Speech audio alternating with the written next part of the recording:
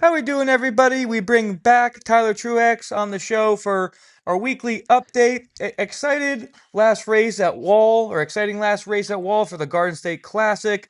As mentioned, the episode before, you did have a good amount to fix to get ready in time for the race. You do bring out your 69 modified to run 125 laps, the same car you won the championship in last year.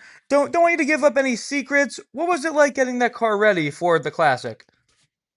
It was honestly the past couple weeks have just been a lot of work in general. Between getting the 56 ready for the season with all the painting and just upgrading everything, and then having that happen and having to kind of reset on the backside of everything with the car. So yeah, it was a lot of work. And then our 69 was kind of sitting there just a bare chassis at the time. I mean, we already had the body rehung and stuff, but we had to re-put the body on, set a motor in it, set the transmission in it, replumb it, and I mean it's not too much work, but it's just time consuming, right? So I mean, it took us a few nights to get it going, and then fine tuning it once we had it put back together. But yeah, just a lot of work just to get the 69 ready in general, just to race that race. Gotcha. No, you guys were hard at it, but yeah, appreciate you going over that. Getting into the on track action, practice and qualifying. You redraw fifth to start the race. How was the car, the 69, being back in it, feeling on track?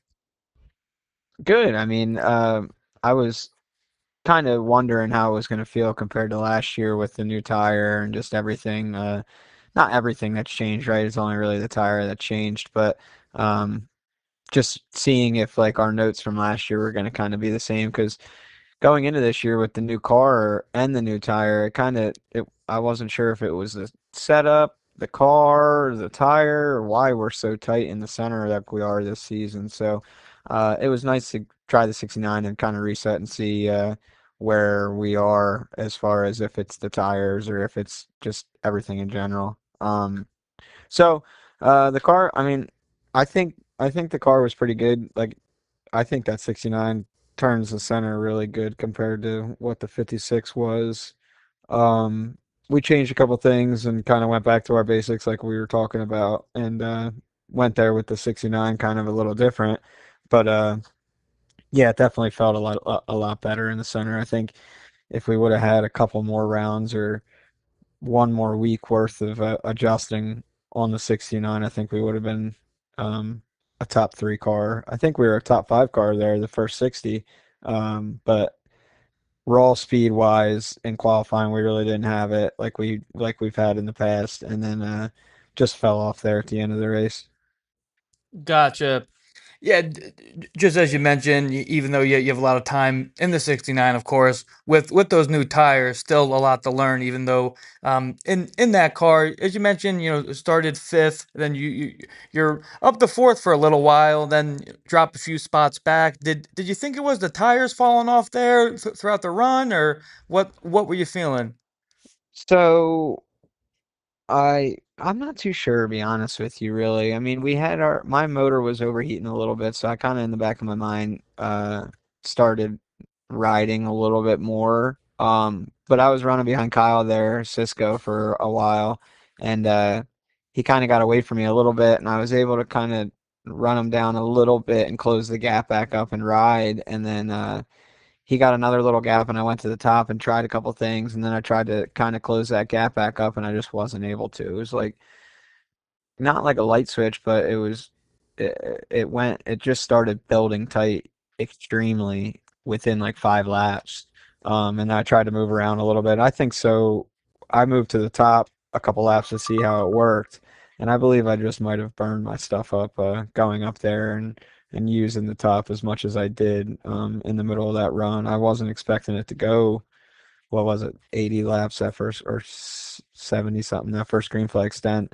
So yeah, I mean, I think the car was really good for the first 40, 50, but me going to the top, I think I kind of abused the right sides a little bit, and I was never able to really get it to rotate again like it was without burning up the rear tires. So um, I think I kind of rolled over a little harder than I should have, but with the engine overheating a little bit and bigger picture with that car, right? I mean, that is going to be my tour car. I didn't want to tear it up or hurt it, so I would rather have just brought it home in one piece as we were starting to build tight. I felt like we weren't really gaining anything, so I just kind of tried to take it easy with the engine.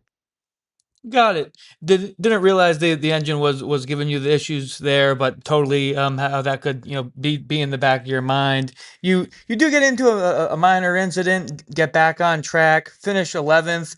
I know we were talking post race with getting lapped there at the end, and no one wants that to happen to themselves. But you were saying how difficult it was trying to keep to the inside. But what did you feel after a long 125? Yeah, like I said, I mean, once we got into that accident there in the middle of the race and went to the back, I just had bigger picture in mind with that car. I didn't really want to wreck it worse than I already did. So when we were battling for 10th there, and my temps started climbing, I had like 280 oil temps, so I didn't want that to keep climbing and my water to keep climbing. So when we were running with that group, I kind of fell back a little bit to give them a little gap. And like I said, it started building tight. So I kind of thought I started hearing a little difference in tone, but like I said, I think that was just me more or less being in my head with thinking the motor's hurt or overheating worse than it really was. Um, so yeah, I just started kind of backing off real early into the corners and kind of getting on it real easy and keeping an eye on my temps. I didn't realize when the leaders were coming, like I said, I kind of just rolled over and tried to let them by, but I didn't realize how hard it is to just roll over and let the leaders by like that. So when I rolled over, I ended up letting 10th go by, and we ended up finishing 11th. So all in all, like I said, it sucks. I never want to go a lap down. I probably could have stayed battling with them guys and burned it up a little worse on tires, but I felt like I was burning up my motor, and I didn't want to cook that. So yeah, it was just kind of bigger picture at that point. Got it. Totally understand with the motor and the just like you said the bigger picture in mind. You mentioned taking the second lane. The last two races we've seen you taking turns on that higher lane. I wasn't expecting you to mention saying that that would burn your stuff up quicker. I mean, is that the resin or is that just the abrasiveness of the track up there? Well, I mean, the resin's just a spray, right? That's gonna kind of take rubber. So there needs to be somebody to put the rubber down on the racetrack. And like I said, I don't really think there was that much rubber, and nobody was really going up there. And in the middle of a run like that, when it's here, like when they got that gripper down, I mean, it's gonna take rubber, right? And that's coming off of my tires. So. Yeah, like I said, I think I kind of went up there a little too long in the middle of a hot run like that. I probably should have stayed wrapping the bottom like everybody else was, but there was a little bit of speed there at that time, and I felt like if I could have stayed up there and put more rubber down, we probably could have used it as another groove. I didn't think it was killing my times too much, but in the same token, it was killing my tires. So, yeah, I think it's there. I think if they keep doing the spray and some of us go up there and use it a little bit more, we can use it. But like I said, not when you got a 125 lap race and only one set of tires, you kind of can't give up that much rubber that in the middle of a run like that. Risk versus reward, but appreciate you breaking that down. Be interesting getting into some of the shorter races, the 40, 50 lappers to see if guys are going to utilize that more.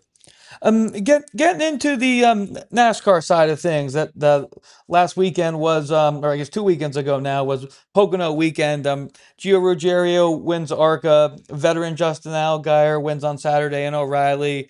We're all out there on Sunday see Denny win. It was really cool to be up close and personal, with your spotter Kyle, who was spotting Connor Zilic in turn one, just to see how a cup spotter is talking and kind of his mannerisms. Really thought that whole experience was super neat.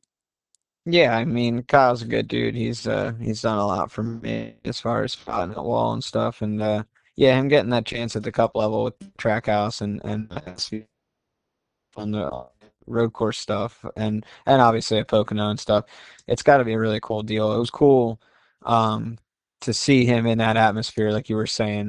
We're just Saturday night guys on Saturday. I mean, he spots me, but it was cool to see him in his element where he wants to be and what he's doing. And I mean, he's doing phenomenal with it. They wouldn't keep calling him back to do it if he wasn't doing something right, right? So yeah, it was cool to be there. I always appreciate everything Dover Contracting Ken Matthews does for me, especially being able to go out there and every year spend the weekend in Pocono. I wish there was more years where we had an off weekend at Wall where I can kind of go the whole weekend. I was fortunate enough last year being hurt. Not fortunate, unfortunately, but I was injured at the time, so I was able to spend the whole weekend there, and it's a good time. It's Pocono is always a good time to camp and really family atmosphere as far as being able to ride your bikes around and just walk around the whole facility. It's a cool place as far as that end of things. Yeah, for sure. I mean, both of us have been going there pretty much our whole lives for the races. Definitely do miss that they don't run the two races there now, but just like you said, a load of fun for sure, and was happy to be with Ken, and then being up front and watching Kyle. Getting into the the cup side of things. Denny goes on to win his record eighth Cup Series win at Pocono. What I mean, kind of towards the end of that race, knew he was eventually gonna, catch Bell at some point, and kind of just looked like a typical Pocono win for Denny. Yeah, I mean, that's been Denny's fashion, right? I mean, he's dominant on them long runs this year. Super dominant. I think every single one of his wins have been on a long run, and yeah, not every single one of them. I can't say that, but the long run, excuse me, the long run races that he has ran, he's won by 10, 15 seconds. I mean, Denny's he's on fire this year, so. Yeah, like you said, once we seen Denny and the way that run was going and that it was going to turn into a long run and Denny, um, Christopher Bell having a pit, kind of knew it was going to be Denny's show there with a couple to go. Yeah, for sure. And just like you said, that 11 car has been so strong on the long runs for sure. And yeah, just was a good day for sure out in Pocono. Getting into this past weekend's action, definitely a big first for NASCAR running at the Naval Base Coronado on a street course there. As I was just saying you before we started recording, was chatting with one of the guys that ran the truck race, Nathan Nicholson. Crazy to hear his description of having the four tires leave the ground there, as we saw in some of the pictures. Obviously, and then all three series of big wrecks hitting the wall and potholes or manhole covers coming up in O'Reilly. I know we were busy working on the car there and Father's Day weekend, but what did you have to think of that circuit there? Yeah, that was first of all, what an awesome place to have a race like that as far as like the street course stuff. I kind of think it's really cool. Like I was saying before, I don't know if it was to you or to somebody, that every form of motorsports does have a street course race in it, F1, IndyCar. So it's cool that NASCAR is kind of getting to that form. I don't think we need 15 of them. I don't think we need even five of them, but I think the one off or two off every year is cool. It's good. It's got to, but getting back to that token, it's got to be a lot of logistics for a city to really shut down and try to host a race every year. So for the naval base, I was kind of curious to wonder if that was a little bit easier on the logistics end as far as setup and not really shutting a major city down, right? I mean, I know that it's shutting that base down, but um, it's not the whole shutting down Chicago had to be tough for a whole weekend. So the naval base was really cool with all the ships and how they had the hangar as one of the VIP sections and just the racing in general. I got to see my cousin this weekend and got to talk to him a little bit about it and just as far as like the surface and just how abrasive it was on the tires and how bumpy it was and the elevation change. I didn't think there was going to be that much elevation change there for one. I really didn't even get a chance to see any of the stuff leading up to it. So what a cool event I thought. I asked Martin this weekend if it was a track that he would probably want to go to, just because it looked like a track like he said he felt like it was a track that he probably could run good at just because about the tire management and just how abrasive and bumpy, and it looked like it put a lot more driver into it, than just wide open street course stuff. So it looked like a lot of fun. I enjoyed it. Yeah, same here. And I really was surprised by the elevation change that you mentioned, but also the different surfaces that they were going over. And it is, Yeah. an active military base. At one point, like they're right next to like train tracks that they use to help, load the ships and stuff. And just with the ships and Just, the aircraft carrier there was really neat. what a cool facility, right? Yeah, I mean, it just had to be cool to be there and just be a part of that event for everybody involved. Yeah, for sure. And just like I was, chatting with the guy Nathan Nicholson with the tire management, just like Martin was saying as you were telling, really felt like that did come to play. And then we see Heim and then Reddick right behind him in those Toyotas, prevail at the end. Yeah, I mean, I think it was definitely a tire management deal. Um, it looked like an awesome event as far as like um the racing wise was really good. I mean, I know the Xfinity race took a little longer than they wanted with tearing that wall up and all that. That was a hard hit by Sam. But I mean, all in all, I I, I think NASCAR should be happy with how it all went. Yeah, for sure. I totally agree. And after qualifying, SVG said tires are going to be the key to this race. Unfortunately, he gets taken out with Austin Hill and Zilich there. But that was really the key, as you were just saying, to the win eventually. So really says a lot about the tire management. Yeah, I really hope that they do come back. I mean, it seemed like I felt like the second year at Chicago, the third year I felt like was the best quality racing. I think that when they do return to these races and the street courses specifically, I think the racing is just only going to get better and they're going to make improvements. Yeah, I agree. I mean, like you said, with the manhole covers and I mean, they're gonna make improvements other ways around too, and the teams. I mean, just honing in like, yeah, there were some teams that really hit it this week, and then there was some teams that really probably missed it. So if they were able to come back, I'm sure there's a lot of teams that could change a lot of things going back to the track. So definitely a second round always does. I think you should give all the teams one more chance at it before you take it off the schedule, just to see if all the same characters are going to be up front. It was cool to see SVG really not the most dominant car. I mean, like you said, when he said in his interview about it being long run, you could tell that he didn't have the long run speed that he's had at other tracks where he kind of was trying to muscle people out of the way, and he was using a lot more fenders than SVG's had to use in the past. So it kind of seemed like he was under more pressure this weekend just because of tire management. So it was cool to see on that end too.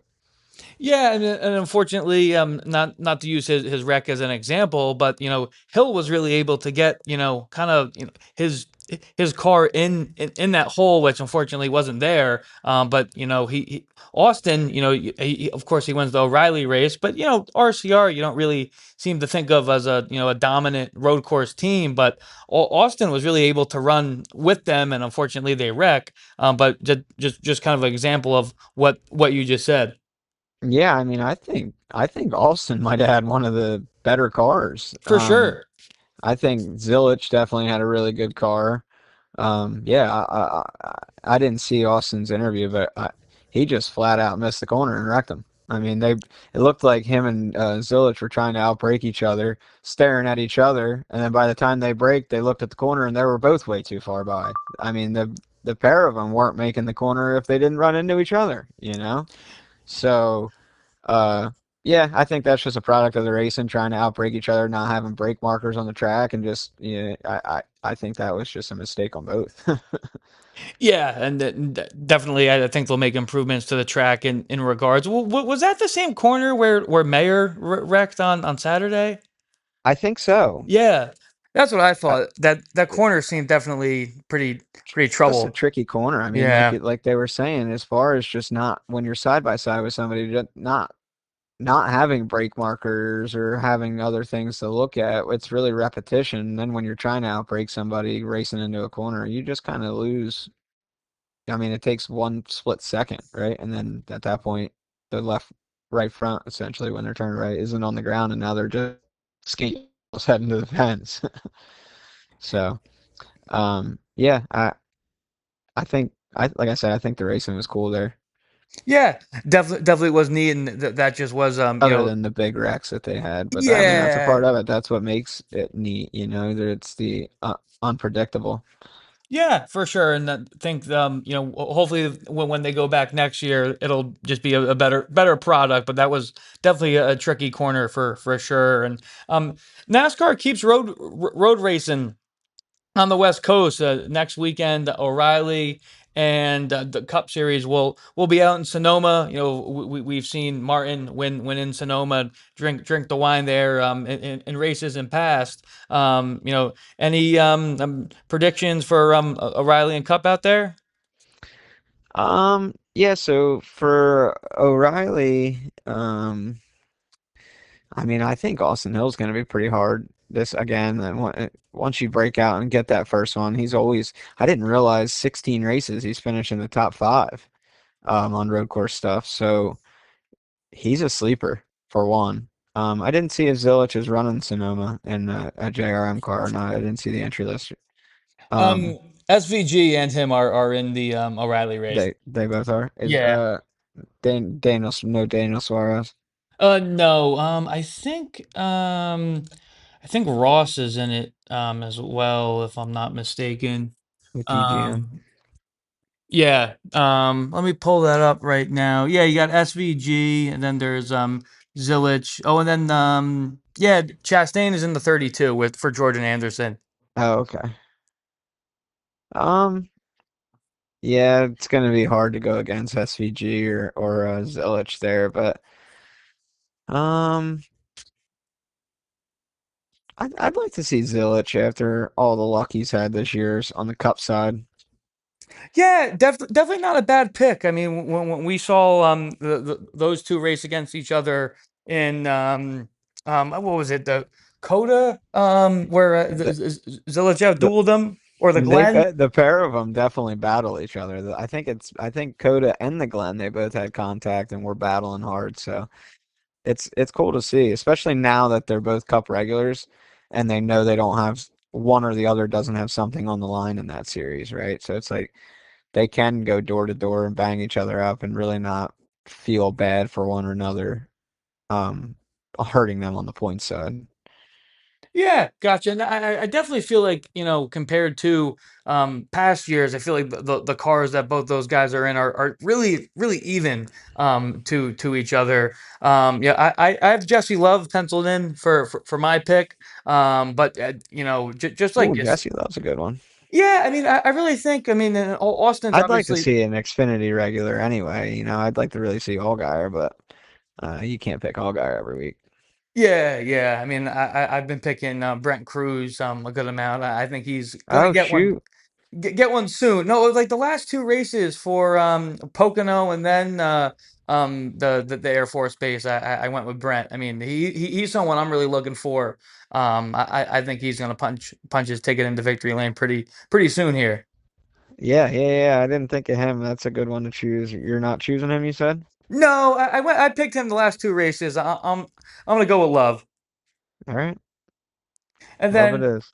yeah, yeah. And I'm gonna go regular too. I'll go Brent Cruz then just to stay in the Xfinity regulars. Screw the cup stuff. Hey, I like it. I know, honestly, I thought you were gonna choose SVG and Zilla. So, um, heck yeah. And yeah, then get into the Cup Series race. SVG was my pick for San Diego. I don't think he can go two races without getting it done. But I mean, if I remember correctly, I think Michael McDowell was on the pole for Sonoma last year.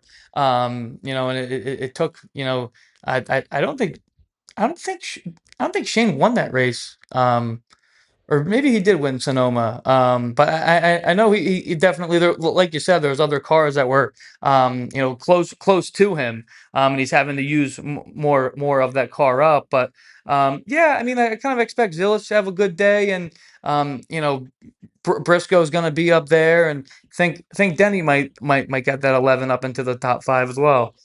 Yeah, I think another one that is going to probably, I think, run good, especially being under the same banner as McDowell, is Hocevar. I Yeah, mean, he had a good chance at winning this past weekend, and if Hine didn't get into the back of him, um, I think he probably would have. Again, he got to the lead quick there that first stint and fell back quick. I think he burned his stuff up really quick too, you know. So um, it would have been cool to see if he didn't get spun out to see if he was just moving up there because he was burning the stuff up, or if he actually had something on the long run there. So yeah, I think just that team in general, Spire, um, are on it right now. So yeah, I don't think we should sleep on Hocevar being up front. yeah. I mean, not to spoil.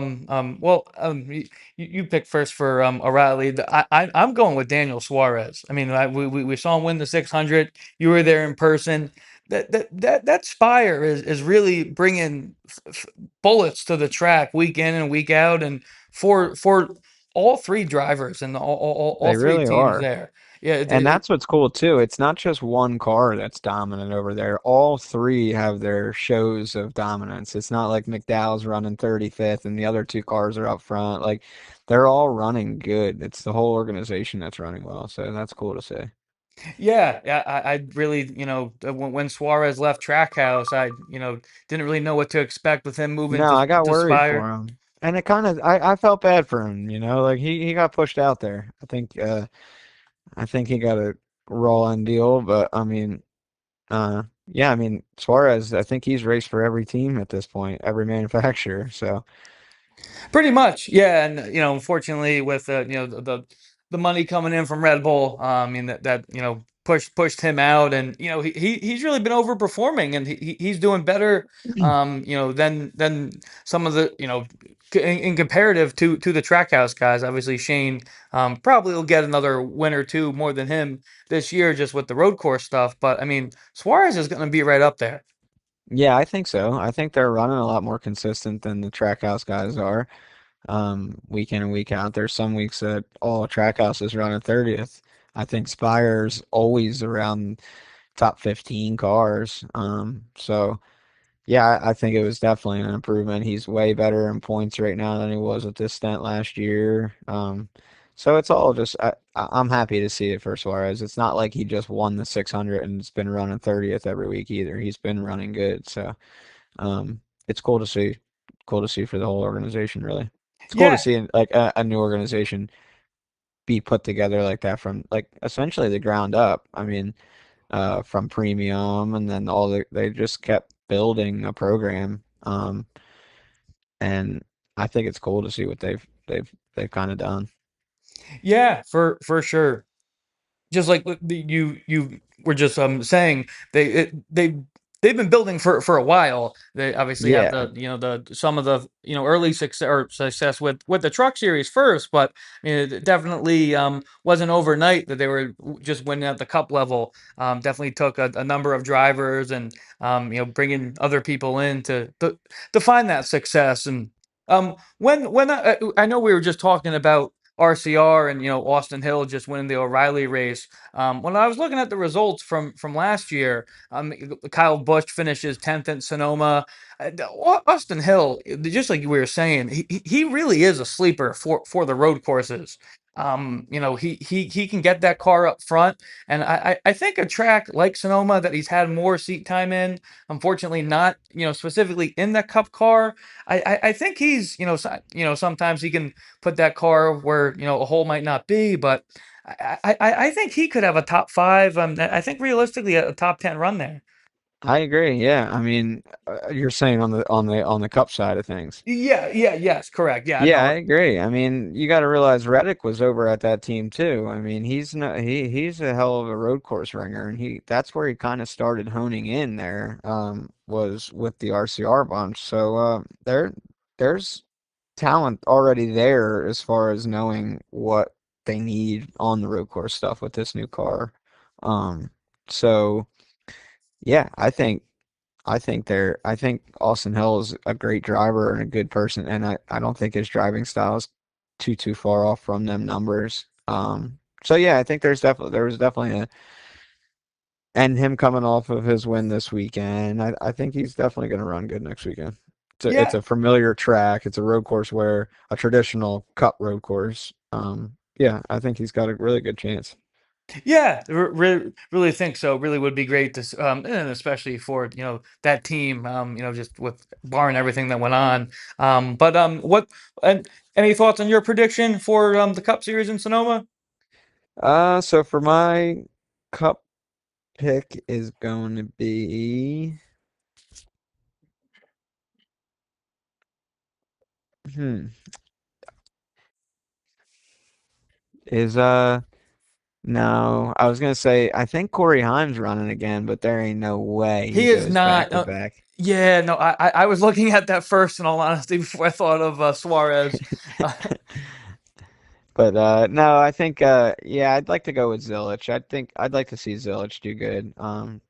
Just because, like I said, he just hasn't had really a great year on the Cup side. So it would be cool to see him run good, win a couple stages, and come out on top. Over his teammate, especially just to be able to kind of shut the naysayers up too on the SVG stuff too.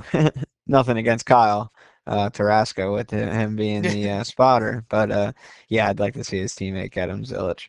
Yeah, and we just saw Zilich run well and be dominant last Sunday, and unfortunately for that team, it just seems like week in week out is bad luck, and just like in racing, I mean, that's going to switch at some point. So, I, Yeah, it seems like that always happens to the rookies in the Cup Series, though. It's a shame, you know. It's not an easy series to come into, it seems like. Well, obviously, but just the bad luck streak. Yeah, he's just getting bit right now. A couple of things haven't really been his problem with the like with I mean with the brake package that week when the him and Ross both blew the brakes apart. Just different things being stuck in other wrecks. It stinks, you know. You don't want to see that for anybody. So, uh, yeah, I'd like to see him run halfway decent this weekend. Yeah, that would be great. Definitely, he's a a contender in the betting odds too. So a solid pick. And getting back into the modified things, you'll be running. I know right now the weather doesn't look the best. Then the electrical issues with the wind last weekend, unfortunately. Supposed to be 40 laps. I mean, not sure if it'll be this weekend or the following. Yeah, how are you feeling for another race at Wall in the modified? Yeah, I'm excited to get back there with the 56 car and kind of go play around, see what we changed and if it improved anything. Um, we got the new back panels on it and all re-lettered, so yeah, I'm just excited to bring that car back to the track and get back racing. Like you said, we're having off last weekend for the weather and kind of thrashing all week to get ready, and then getting canceled kind of stinks. But I understand with Wall's decision and everything. It's a lot better than dragging us all there and then having all the timing and scoring issues or no lights or what have you. So it isn't an easy decision on their part, that's for sure. So yeah, I mean, I'm looking forward to it. Hopefully the rain holds off this weekend. I'd like to get back to the track and just get back racing. Yeah, just like we were saying before we started recording, can't wait to get back to the track, and hopefully that's this weekend. And yeah, excited. Just had the 125 lap race, so kind of excited to see what another short lap run we'll do with the tires and such. And see if that higher lane, that second groove is used even more. Yeah, yeah, like you said, I'm excited to hopefully see if that keeps coming in with the heat this summer and uh hopefully these tires. I mean, Wall and American Racer are working together and they're learning together on the tires. So don't think that the racers that we don't complain. I mean, I'm one of them too. So not that I've been complaining to them about the tires or anything like that, but the they're working close with us as far as trying to get the right stagger after a run, and it's not easy. They need the practice and the runs. I mean, that was the longest run that we've had on the tires yet. So that was good data for American Racer moving forward on size, on did the left sides grow? Did they not grow? Did the right sides grow? Did they grow too much? Right? I mean, this year our right sides are growing like they used to, but the lefts aren't moving. Or vice versa, I'm sorry. The lefts are taking off, but the rights aren't moving. So it's closing our stagger way up where we're losing and it's making it tight anyway. I mean, we set when we mount the front tires, there's really no stagger in the front tires to begin with before we even start a run. Whereas last year we were able to get stagger out of the tires. So it's just the little things that they're trying to work on too. But it affects our setups. It affects us trying to figure it out. And me being tight in the center, like I always complain, is it the tire or is it the setup? So, like I said, they're trying to learn too, and us getting rained out doesn't help. Yeah, especially on the back-to-back weekends, and just being around you guys, and from what you're saying, I mean, and what the feedback you've been giving the crew. I mean, who's everyone's trying their best, obviously, but yeah, I mean, definitely, kind of a head scratcher, for sure. But I really appreciate all the insight, and just like you said, can't wait to get back to the track, and also going over all the NASCAR stuff too. And appreciate the time, Tyler. And yeah, we'll talk after the next race. I appreciate everything. Yeah, thanks for having us on the show, and look forward to talking to you next week. Yeah, sounds good. We'll talk to you then. All right, see you, buddy.